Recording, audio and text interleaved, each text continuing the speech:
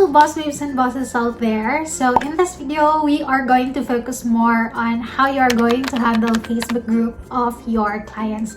So yes, Facebook group ha, hindi page. Magkaiba po yun. As what I have mentioned sa video na to, na magkaiba sila. And ang tinuro ko dyan is more on handling Facebook page. Now in this video, we are going to focus more on the group. Siguro maybe you are watching this video because isa ka sa mga aspiring and newbie freelancers na you still don't know what to focus in social media. Kasi alam naman natin na maraming niche under social media.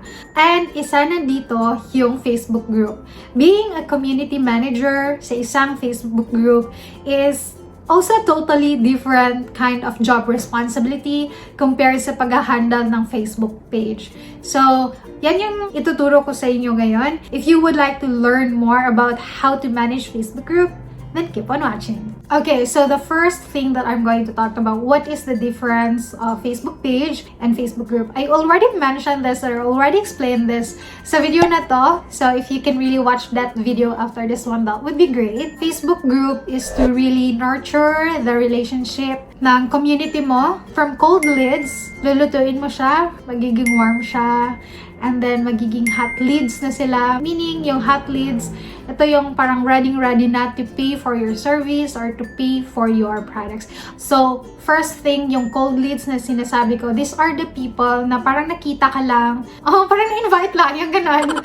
Pero hindi pa masyadong ganoon ka-willing to pay something for a service or for a product. So, that is a cold lead. So, ipapasok natin yan siya sa Facebook group para mas ma-nurture sila. Yan yung purpose ng group. Para mas ma-nurture, para mas malaman kung ano talaga ang purpose ng service mo, para mas malaman kung ano talaga yung benefits if they will buy that product sa client mo, yung ganun. So, magiging warm yun siya ng, ay, malapit na talaga akong mag-convince na mag-buy sa service na to. Malapit na talaga akong mag-convince na mag-buy sa product na to. Nagiging warm na siya. Pag na-convince na talaga na. Okay, so anytime soon, magkapera lang ako, I will really buy this product. That is what we call hot lead. Yung ready na siya na magbayad sa'yo. Just to get that product or just to get that program or just to get that course, something. Yan na yung tinatawag natin na hot lead. That's the reason why it's easier talaga mag-sell ng services inside sa Facebook group compared sa page. Ito lang ha, especially if the Facebook page is not really running ads, puro organic lang, and puro sharing the content sa group lang. The purpose of Facebook page is para lang maging aware sila that you are there. That merong page sa business ko, yung parang ganun, but there's no really that kind of nurturing effect sa page compared sa Facebook group. Mas intimate kasi yung feeling once nasa loob ka na ng Facebook group. Parang it's like really you are talking to a friend, to someone that is close to you when you are inside sa Facebook group compared sa nasa Facebook page. Mas targeted yung mga audience, yung members when it comes to Facebook group compared to Facebook page. That's the difference. Okay, so the next thing that I'm going to talk about is kung sino yung nag-handle ng mga Facebook group. So, ang mga nag-handle sa Facebook group, tinatawag yan sila ng mga community manager. So, what I have said again kanina, na ibang niche din yun, meron talagang someone na nagfo-focus lang in doing community management work. So, the next thing that I'm going to talk about is how you are going to promote the Facebook group of your client. So, there are two ways on how you can promote or makita ng mga prospect clients nyo or makita ng target market nyo yung Facebook group ng client mo. So, the first thing is to promote it sa ibang platform. So, especially YouTube, that is a good way to promote your Facebook group. As always, yan din yung ginagawa ko. But sorry guys, if meron kaming dinidecline, especially if you are not answering the questions, yung mga pre-membership questions, dinidecline namin yon. Actually, wala kaming binablock. Remove lang namin yung members na mga nag-deactivate na, yung parang hindi masyadong nag-i-engage sa group, hindi naman nagsasubmit ng mga output nila. So, nire-remove namin yon because our main goal talaga sa group is to encourage you to take action sa mga natutunan nyo. So, if you're not doing that, we are basically removing you. But if you are ready to take action na sa mga natutunan nyo, you can join again the group and submit all your work there. Maganda din yung TikTok i-mention nyo yung TikTok na mag-join sa group nyo. Actually, sa iba't ibang mga social media sites, it would be really good to mention your Facebook group there para mas maraming mag-join sa tribe nyo. And again, I would always remind you na it's not on the how many members na meron ka sa group, it's about more on the quality of the members. That's why I always keep removing and nagda-decline kami kasi ang focus is the quality and not really the quantity. That is also the thing that you should explain to your client na hey, kahit pa 100 members lang yung nasa group natin, if that 100 people na members natin is magpa-pay or magbabayad or bibili sa product or service natin, that is already good. Hindi necessary maraming members sa ating group pero hindi naman sila talaga targeted market. We don't want to invite or we don't want to have a member na hindi naman talaga interested sa content natin na nilalagay sa Facebook group natin because we just really want to very specific kung ano yung content na ilalagay natin na makaka-benefit yung magbabasa, yung hindi masasayang yung oras nila if they are going to watch the video, if they are going to read something, hindi masasayang yung oras nila because yan din yung mga interest nila. So, that's the main focus, the quality and not the quantity, okay? So, that's the first one, promote it to other social media platforms, YouTube, TikTok, Pinterest, Facebook, your Facebook page. You can put the link below ng Facebook group nyo para kung meron kang i-publish sa Facebook page mo, pwede silang mag-join sa Facebook group mo. And then, sa Instagram then, you can mention that you have a Facebook group na pwede silang makasali if they want this kind of content. So, ayan, that's the first thing. And the second thing is to name your Facebook group yung searchable siya sa niche nyo. For example, you are selling an ergonomics product. So maybe you also want to put the ergonomics keyword sa name ng Facebook group niya so that when someone research ergonomics, isa yung Facebook group na lalabas sa search nila. So, name your Facebook group sa mga keywords na nire-research nila sa niche mo. The naming of the Facebook group matters. So, isa yan na ways on how you are going to get more parang members requests. I think the next thing na kailangan nyo ding iset is the rules. If you're going to create a Facebook group, you should create a rule. Kasi maraming Facebook group na sobrang daming engagements na nagiging chaos na siya. Maraming rude, maraming spammer, maraming nagbebenta ng mga kung ano-ano, maraming nagsishare ng mga live ng mga kung ano-ano dyan, ng mga gaming, yung parang out of control na. We don't want that to happen. We don't want that to happen sa Facebook group ng client mo. So you have to set a rule talaga. And the reason also that you are going to set a rule so that you can make sure na you are in control of the group. It would be easier for you to manage it as a community manager. It would be easier. So, maybe you are asking, Okay, so what are the rules that I'm going to implement for the Facebook group of my client? so the first thing to make sure is that you should only accept na maging part ng member sa group nyo is yung mga target client or target buyers mo or yung mga ideal client mo lang talaga.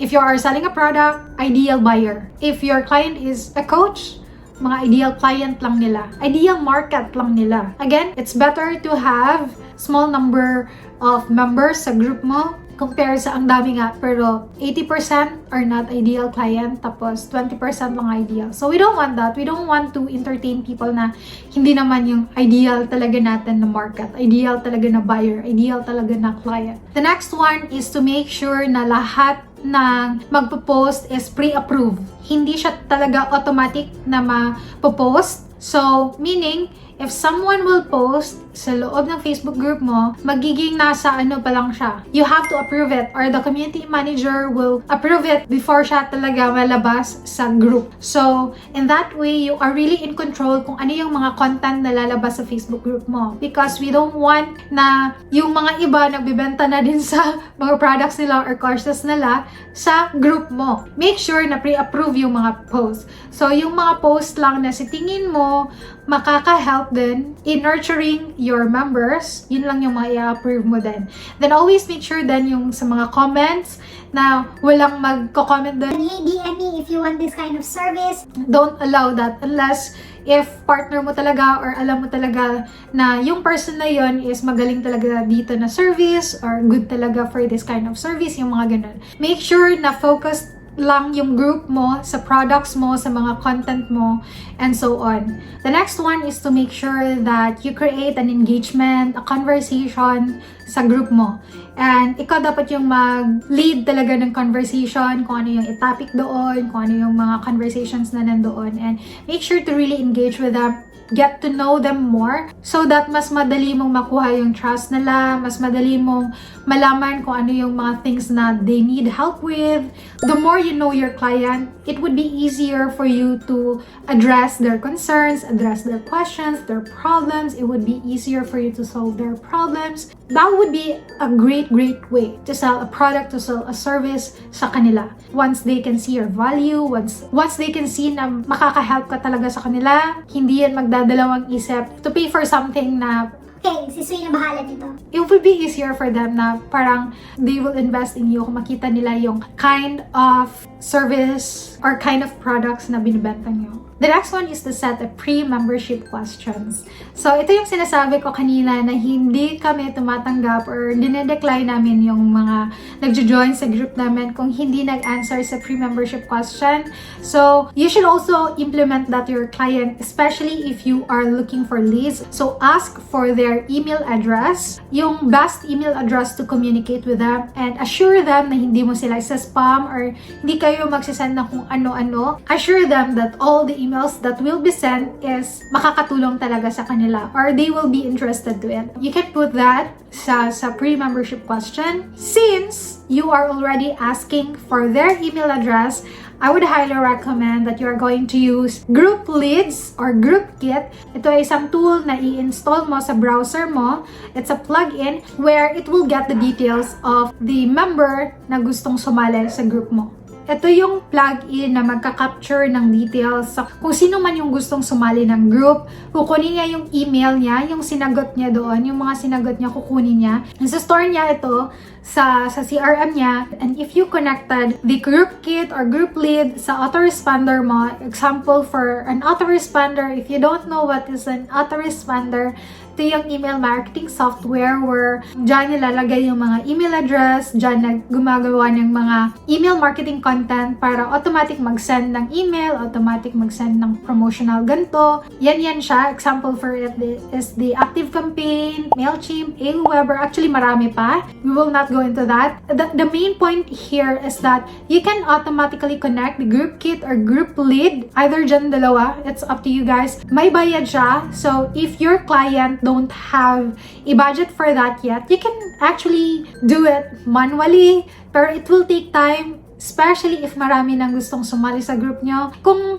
everyday man lang is nasa 20 to 30 lang yung nag-a-ask na mag-join, it would be okay pa. Pero kung aabot na siya ng 50 to up, parang, di ba, parang hassle na siya gawin. Might as well ask your client to invest sa tool or plugin na yun para it would be easier for you guys to save those details directly doon na sa autoresponder nyo. That's a very good way to get leads, to get their contact para mas makakonect kayo sa kanila through email din, not just sa Facebook group. So, by setting all those rules and boundaries sa group mo, there are really 3 things that you can get. The first, high quality members. 90% of the members would be really the ideal clients or ideal buyer that your client wants. The second one is the high quality content. Kasi pre-approve mo din yung mga content kung ano yung lalabas sa group. Meaning, kung ipapublish mo siya, meaning there's a quality in there. Meaning, it's valuable. And because of that high quality content na mapapublish, there's also a high quality engagement sa group na yan. Kasi high quality yung content, for sure, maganda din yung mga engagement under that mga post, diba? So yeah, yan yung mga benefit na makukuha mo when you are going to really set the basic rules. Yan yung mga basic rules na dapat mo i-implement if you are handling Facebook group of your client. Everything is high quality. Doon lang tayo sa high quality, guys. I'm going to talk na about the 2 kinds of Facebook group. Ito yung strategy namin ng client ko. May dalawa siyang Facebook group. Ang isang group is for public, ang isang group is for private. So, ano yung kaibahan ng dalawa? First, ang public is anyone can join as long as they are really interested. Mapapasok sila sa public group natin. And the purpose of this public group is to accumulate yung lahat ng mga interested sa product or sa service ng client mo. And to nurture that community na from cold leads, gagawin natin silang warm leads, and eventually, mapupunta din sila sa hot leads. How we are going to cook that? How we are going to make them hot leads? From cold leads to hot leads. How we are going to do that? Actually, ask your client if okay lang sa kanila, especially if they are coaches. If they are entrepreneurs, if they are coaches, I would highly recommend you to ask them to at least show up sa Facebook group live na magto-talk sila ng parang free topic or free course na makakapag-lead mga buyers na maging interested sila na bilhin yung product or bilhin yung service. Isa yan talaga sa strategy na ginagawa ng client ko. Always siyang nag-show up at least once, 30 minutes lang, it's already good. Magbibigay lang siya ng content about the parang surface content lang, surface level lang na content about sa service na binibigay niya. At the last part sa Facebook Live niya, ini-encourage niya yung mga nag-watch ng video na to check out yung link na nasa description, and yung link na yon doon pinapakita kung ano yung makukuha nila if they are going to enroll sa course or sa program na yun. That's a really, really good strategy to make the cold leads na maging hot leads na sila. Every week, iba-ibang topic talaga. If your client is talking about fitness, anything about fitness, or maybe nagpa-Q&A siya, and then in-answer niya live. After the live, sabihin niya, If you want to know more, if you want me to coach you, something blah blah blah, set a call with me and we will hop on a call together, something like that. Yung mga sa last part na, after giving the value sa mga members, hindi dapat masyadong mataas din. Quick, giving of value. Inside din sa public group, dyan mo din i-promote yung mga other content ng client mo. Like, for example, meron siyang podcast. Every time na may i-publish na podcast, feel free to share that sa Facebook group na public. Kung meron siyang blog sa Medium, you can also share that link. If meron siyang YouTube channel and nag-publish siya ng new video, you can also publish that sa Facebook group na public niya. Anything na for free na ginagawa ng client niyo, you can always dump that. You can always post that. You can always repurpose something na mga content na ginawa ng client mo. Lagay mo yan sa Facebook group kasi that would be a big help to, give more information and give more value sa mga members na nasa loob. That's how you're going to nurture that cold lead to hot lead. One way to nurture that cold lead to hot lead is that you ask questions through poll or kahit itatype nila yung sagot nila. It's a good thing kasi when you get to know more about your audience. Kasi isa din yan sa difference between page and group. Ang page kasi more on them knowing you. Sa Facebook group, it's more on you knowing them. So, isa yan sa parang kaibahan ng purpose ng page at saka group. So, make sure to ask questions sa mga members mo. Ask a poll, ask questions. Yung mga ganun. As long as you also know their side, it would be easier for you to position yourself para mas makuha mo yung trust nila. So, that's a great way as well. Okay, so after all the strategies na ginawa mo for the public Facebook group, yung from cold leads to hot leads, so more likely, dadating yung panahon na meron ding bibili sa mga products and services. Yan yung gusto natin. May bibili sa course, or maybe sa program, or maybe sa products ng client mo. So, if meron ng bibili sa course, or kung ano yung bibili nila, na they are putting their money or they are investing their money sa'yo, sa program mo, sa course mo, or maybe sa product mo, you will now going to transfer that member sa Facebook group na private. I mean, hindi naman talaga siya transfer kasi hindi mo naman siya itatanggal Hindi mo siya i-remove sa public. It's just that meron na siyang access sa mga exclusive content mo na only the one who paid for the course or maybe for the program or maybe who bought the product, sila yun lang yung may access sa content na yon. Parang exclusive lang yung private group for those people na nagbayad. And merong mga content doon na sila lang yung makaka-benefit din kasi nagbayad sila eh. I-add nyo din siya doon after siya nagbayad sa'yo or after siya nagbayad sa client mo, sa bangko nyo, or kung anong way sila magbayad. Again, for the Facebook group, ito lang yung parang membership, exclusive membership sa mga nagbayad ng program or course or product. Dito naman, if you're going to manage here, ask for the struggles or mga blockage ng mga members nyo in pushing through kung ano yung mga program, kung ano yung mga problema na i-encounter nila. Ask that so that bali yung Facebook group is magiging priority mo talaga siya. Lahat ng mga mag-a-ask doon, strive hard to answer their troubles, mga challenges nila. Try to help them more kasi sila yung mga nagbayad. Bali, magiging VIP sila. Bali, mas magiging focus ka sa kanila. If meron sila mga questions, madali ka dapat makaka-answer, yung mga ganun. And you will provide more content na hindi available sa public. It's also a great way then na mag-invite kayo ng someone, hindi yung client nyo, someone that can also talk inside the group, make Facebook group live doon na sila din yung magti-teach sa mga members mo. Like, hindi ikaw, yung iba, yung mga ibang expert. So, for example, you are a coach when it comes to fitness. When it comes to fitness, hindi lang yan yung mga exercise rat. Meron din tayong mind setting for the fitness. Meron din tayong nutrition. So, maybe ask your client, Hey, do you know ba someone who can talk sa group natin when it comes to mind setting? and we will invite that person na mag-talk inside sa Facebook group natin sa private. They can really get out a lot of it na magiging happy sila na nagbayad sila for that course or for that program or for that product. Having more quality posts doon and quality engagement sa private group kasi these people are the one who bought the course or bought the product. Your client can also have a live there, like parang accountability, like ita-touch base lang ng client mo. Okay, what's your progress na? Saan kayo nahihirapan? Ano yung mga challenges niyo? Ano yung pwede kong ma-help? Yung mga ganun. Especially if they are really a coach. If they're an entrepreneur, it would be really, really helpful if they can go live and ask their parang members kung ano talaga yung things na nahihirapan sila and so on. And the last one that I'm going to talk about is the content. The kind of content that they're going to post sa Facebook group nyo.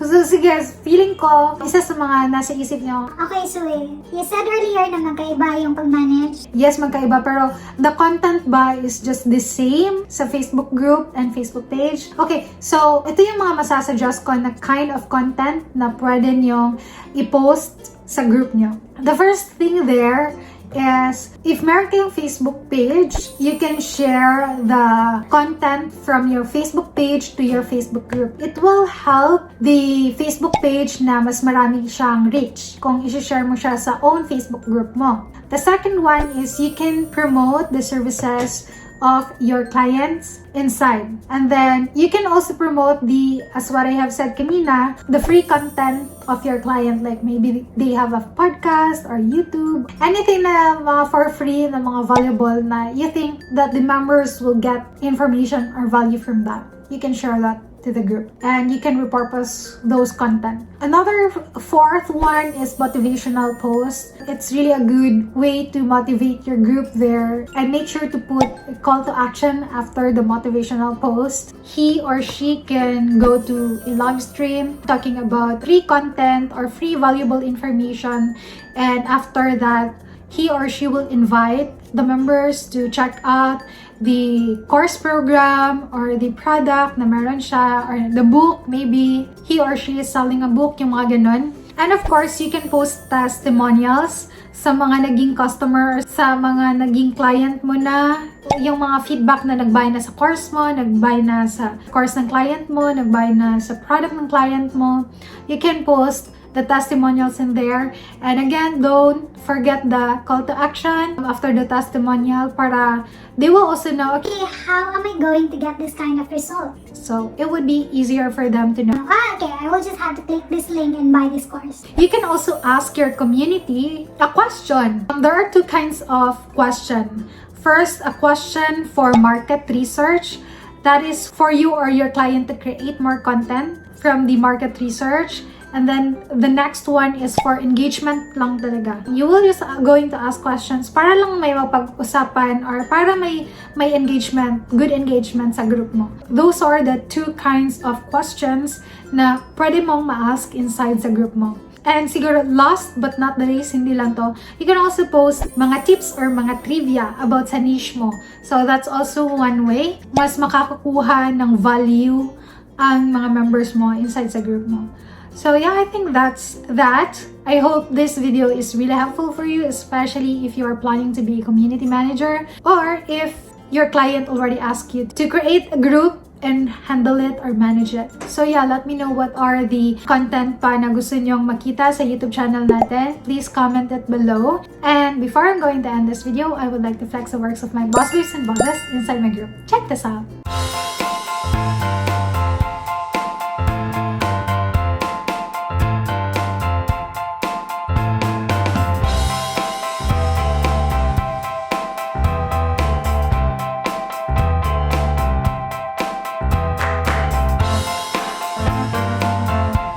If you want to join our Facebook group, just research I'm ready to Boss Up by Brixuy, and don't forget to follow us on our Facebook page, Boss Up PH, and follow us on our Instagram account at Brixuy and Boss Up PH. So yeah, hope to see you guys on my next one. Bye!